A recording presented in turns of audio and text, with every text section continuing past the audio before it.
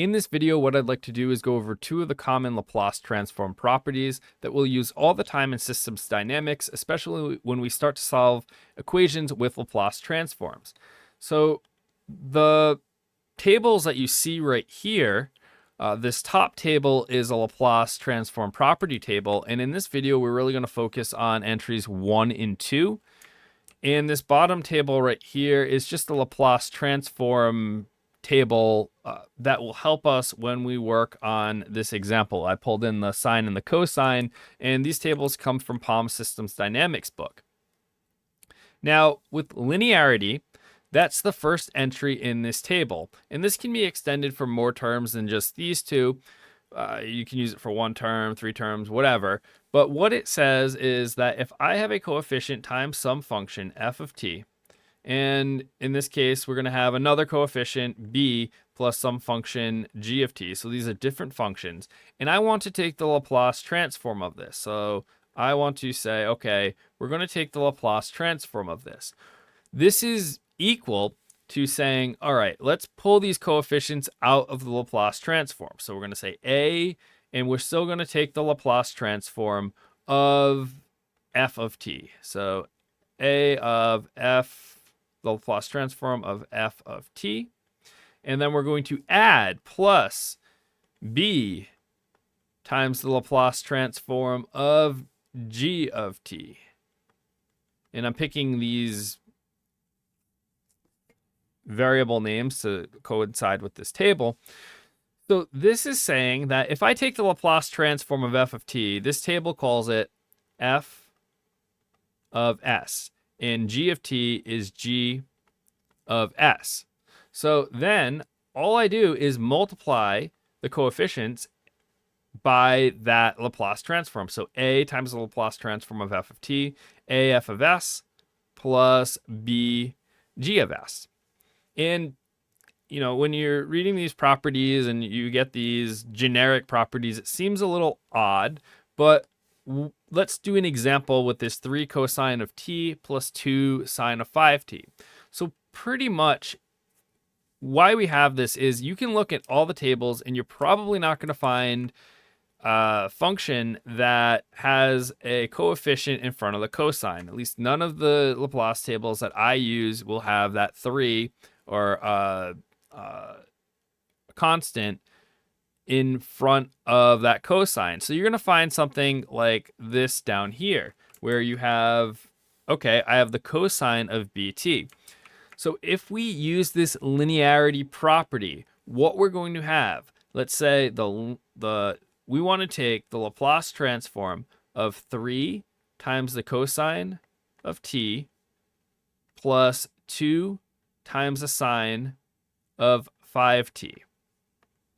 And if we follow what we said, all right, we're going to have two terms and we're going to take our coefficient outside. So we're going to say this is 3 times the Laplace transform of cosine of t plus we take this coefficient 2 outside, 2 times the Laplace transform of the sine of 5t. All right. So now we can use the table. We have the cosine of t and we have the sine of 5t.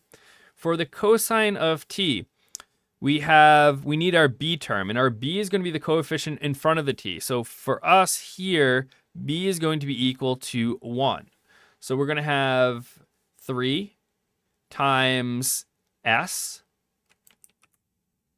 over s squared plus 1 squared, which is 1. And then we're going to say, okay, plus 2 times the sine entry table. And here we need b again. B is going to be equal to 5. It's the coefficient in front of the t.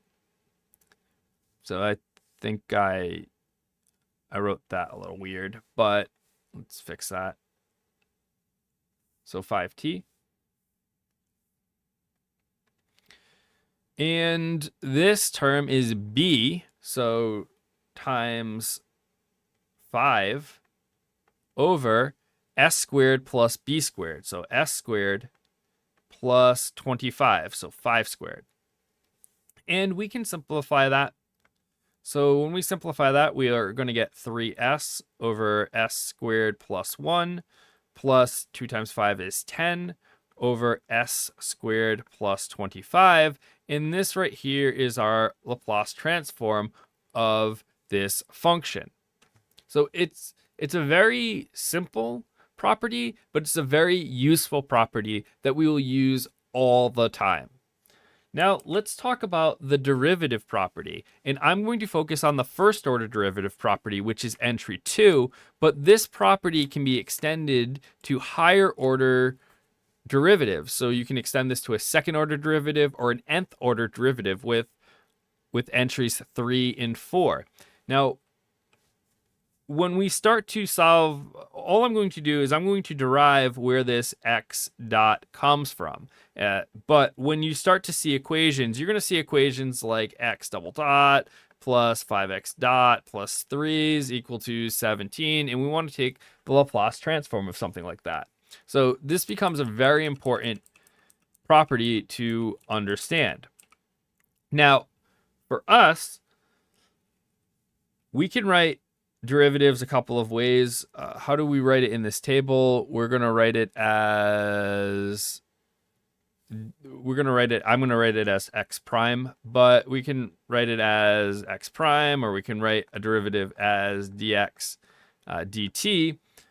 But we want to take the Laplacian of this derivative, x prime of t.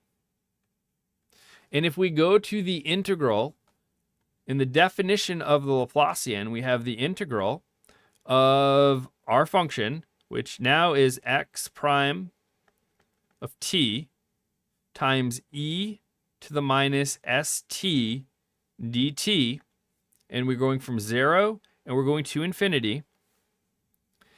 And here, what we want to do is we want to use integration.